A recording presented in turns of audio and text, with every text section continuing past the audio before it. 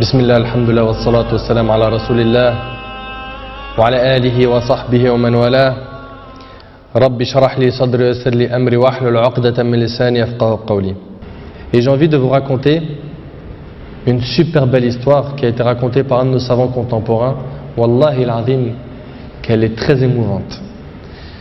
C'est l'histoire d'un homme qui a dit à sa femme: et si on allait manger dans un restaurant? Elle lui répondit: non, je te propose plutôt d'aller le demander à une autre femme. Moi je mange pas au resto avec toi, va manger au resto avec une autre femme. Il s'étonna, il lui dit: je t'invite à manger et tu me dis de sortir avec une autre femme? Mais comment ça? Je suis pas de ce genre d'homme. Et quelle femme tu parles? Et de quelle femme tu parles?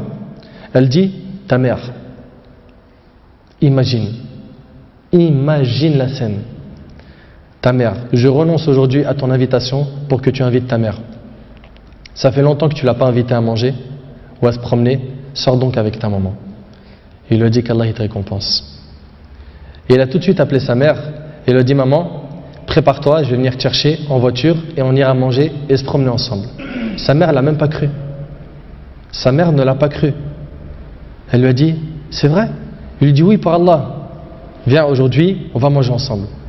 Entre nous, billah alaykum. Qui d'entre vous parmi les frères mariés a déjà fait ça avec sa mère?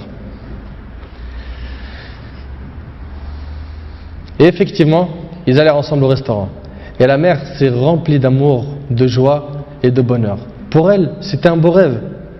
Peu lui importe la nourriture ou l'endroit où elle était, c'est-à-dire même manger par terre ou sur le trottoir ou dans la rue, le plus important c'est qu'elle était avec son fils et que son fils était bienfaisant envers elle.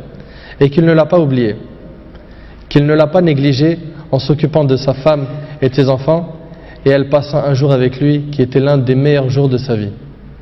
Elle lui dit au retour, l'homme dit à sa mère au retour: maman, t'es contente? La sortie t'a plu? Elle dit: oui, wallahi, c'était masha'Allah. Elle dit: oui, qu'Allah te récompense. Il répondit: Inch'Allah, je le referai. Elle dit: non, Inch'Allah, la prochaine fois, l'invitation viendra de moi. Il lui dit: Inch'Allah. Et des semaines et des mois passèrent, le frère a été occupé, puis sa mère tomba malade et mourra. Qu'Allah lui fasse miséricorde. Son fils était très triste. Et quelques jours plus tard, il reçut une invitation au restaurant pour lui et une autre personne, et cette invitation était déjà payée. Étonné, il se demanda de qui vient cette invitation déjà payée. Il est parti alors avec son épouse au même endroit où il avait mangé avec sa mère, et là une lettre l'attendait de la part de sa mère. Il y avait écrit: mon cher fils, qu'Allah te récompense, je t'avais promis de t'inviter au même endroit pour manger, mais tu étais souvent occupé. Et maintenant je tiens ma promesse et je t'invite avec ta chère épouse, et je t'invite avec ta chère épouse, qu'Allah vous récompense.